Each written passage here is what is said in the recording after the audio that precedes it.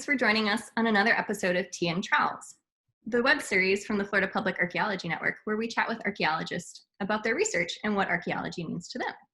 I'm Emily Jane Murray, one of your hosts, and today I have the pleasure of speaking with Robyn Lacy, who is a historic archaeologist that specializes in burial grounds and cemeteries. Thanks for joining us. How's it going? Would you like to introduce yourself and then tell us about your mug? For sure. So I'm Robyn. I'm a historic archaeologist. I currently work in CRM in Ontario, but I'm starting my PhD this fall in Newfoundland, so that's really exciting. And my mug is a replica of the third-class dining mugs from the Titanic. And I've had it for, I don't even know how long, just like babying it so I don't break it. It's amazing. That's awesome. I brought a special mug. I'm going to take you on a little bit of a journey with this mug. So this is from my favorite coffee shop. I went to grad school in Boston, so Equal Exchange. I was right there at the North Station, and I'd get coffee there, and then I'd go for walks through all of the burial grounds in the city. So I link good coffee and cemeteries and lovely strolls. So super jealous. So what made you want to become an archaeologist? I actually don't remember the first time I decided I wanted to do archaeology, but it's been like my earliest career goal that I can remember. My best friend and I in grade 1 were always just like, we're going to be archaeologists together. And I apparently people change their minds over the course of their life, obviously, and I apparently didn't really. But my family would always go on trips every summer, and we did lots of museums and going to historic sites and monuments and everything. So I'm pretty sure somewhere along that route, childhood Robyn realized that that was a job, and that was just that was it. I know it's funny because you think or I guess when you're young you get the career options, you can be a teacher, you can be a doctor, you can be a fireman, and it's or you could do this crazy thing. Why didn't we tell them they could do this crazy thing? So it's always exactly. Yeah. In preschool, I told my teacher when I was however old you are in preschool that I wanted to do paleontology. I don't remember this, but my mom always likes telling it to people because apparently it was the same thing, fireman, teacher, blah, blah. And then they didn't believe that, the teacher didn't know that paleontology was a word.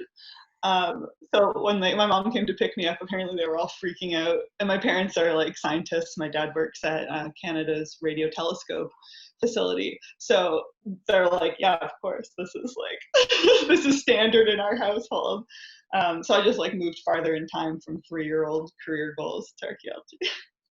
I think there's this bell curve of dinosaur knowledge, and you really peak, between 5 and 10. So I would trust anything an 8-year-old or a 3-year-old told me about dinosaurs. They know more than I do. Definitely.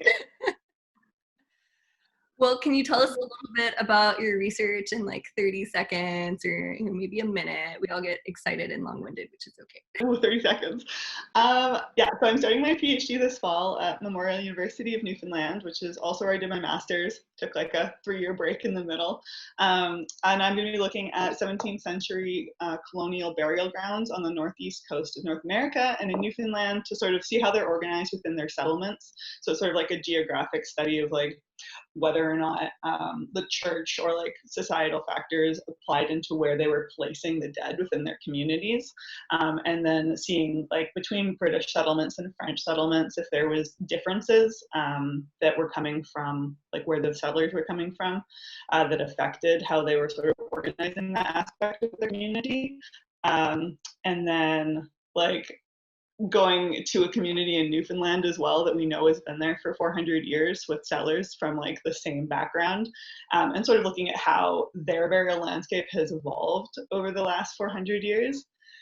That's the elevator pitch of my PhD proposal. I've got a load of side projects going on that are all as everyone does, all burial ground oriented as well. My favorite one is looking at how people dealt with winter burials in places that they weren't familiar with the environment.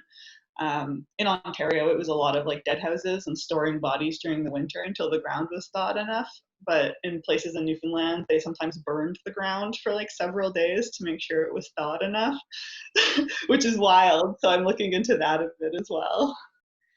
As a native Floridian, that whole concept of like, it's too cold to bury them, we'll just leave them sitting around is very foreign and slightly horrifying. You know, different environments call for different things.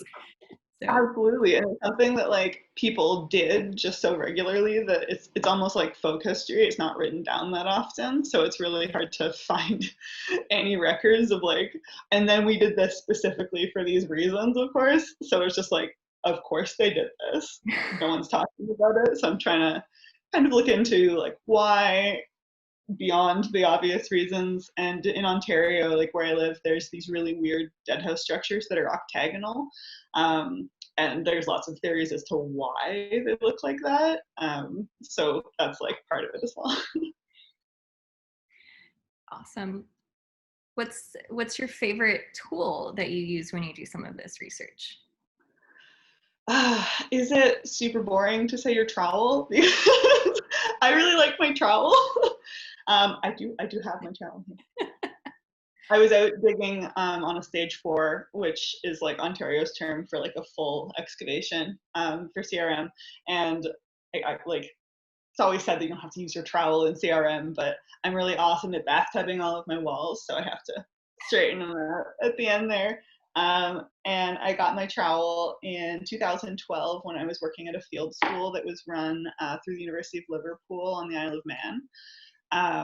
And yeah, through the Center for Manx Studies, and there was like all the students already had their trowels, and there was like a bag of trowels that were still in their packaging, and I didn't have my own one yet, and I was kind of looking at them, and I like asked the supervisor if those trowels were like up for grabs, and she was like, well, I'm the only one here, so if I turn around no one would see you put that in your backpack right now. So I've just like been hanging on to my baby ever since then. That's pretty fun. Very cool. So do you have a best worst field story that you can now laugh about? I mean, like, I feel like everyone has so many of those. It's hard to narrow it down. You're just like, oh God, all the horrible things that have happened that we are still living through. A lot of folks have used the what can I say that doesn't implicate others as a narrowing factor in trying to choose. I feel like that's a really good way of putting that. I think my like best one that I always tell people.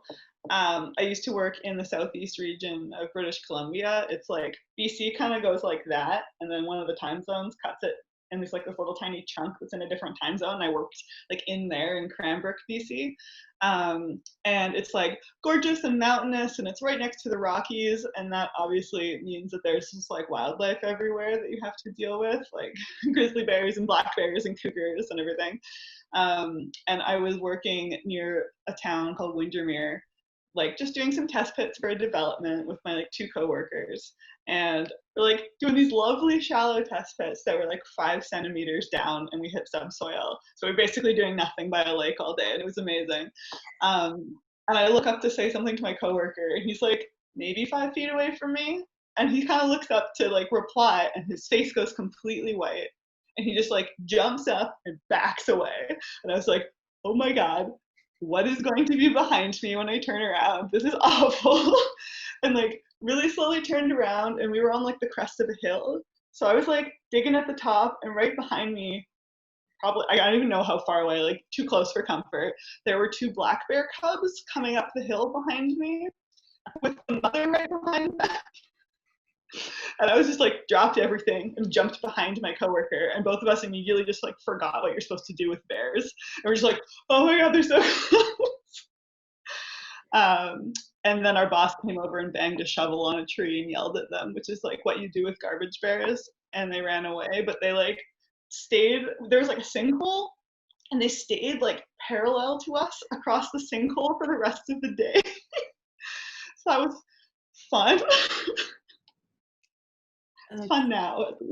Yeah, I was gonna say I think I've only seen a bear once, and I just like didn't even know how to I'm just like, oh, it's a bear. Oh man. Like I just like stood there like an idiot. It was walking away. So it's not like it was coming in a threatening way, but yeah, they're not impressive animals. So absolutely. And even like in Ontario, there's only black bears. So people are like, the bear is here. And then like being from BC, you're like, oh, it's not a grizzly, but like you still don't want them to be anywhere near you.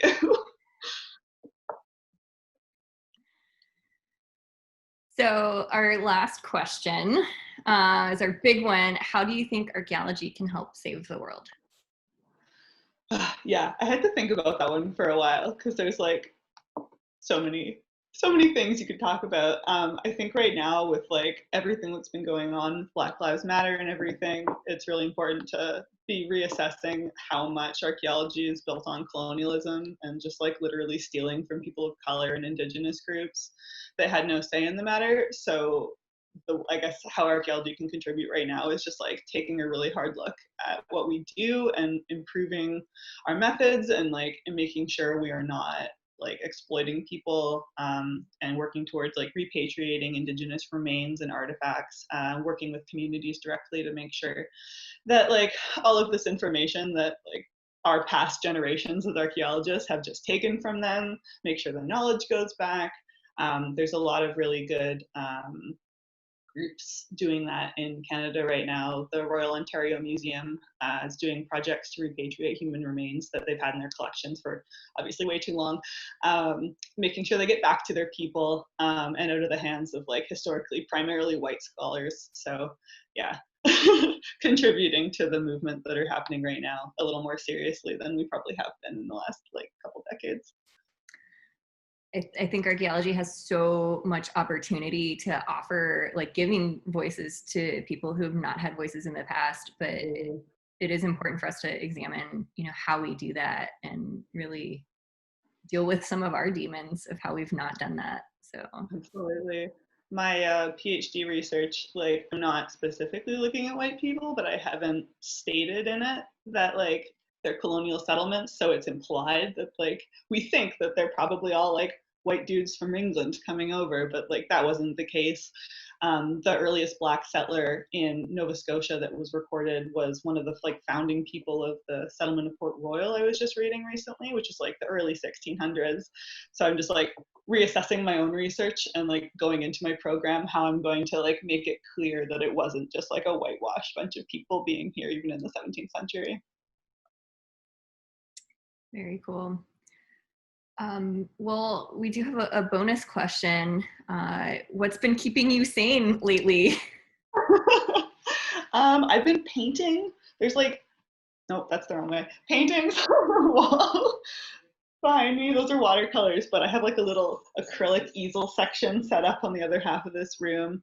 I don't know if you could just hear the jingling behind me. We have two cats. They're not going to come over. Two cats that are running around. And I've been working full time since February, like working at home doing cultural heritage assessments of like historic buildings. So if I wasn't working, I do not know what I would be doing. keeping busy with practical things and with fun things. It's a good Absolutely. Strategy. Or I'd just be like laying on the floor being bored, I think. Or feeling sad too, all the emotions. So, well. Yeah. I just want to get a latte and walk around a bookstore, which apparently is my only hobby outside of my house. The little things that we realize we can't appreciate more when you can't do them. So absolutely. We just heard via Instagram that like a local coffee shop that I really like is just sort of semi-reopened. Ontario's in like phase 2, so patios can open and like you can go into a coffee shop and not sit down. So I'm going to be going there immediately when we're done here. Very nice. Well, enjoy that coffee and that outing. Thanks so much for joining us, and thanks to everyone watching at home. Cheers.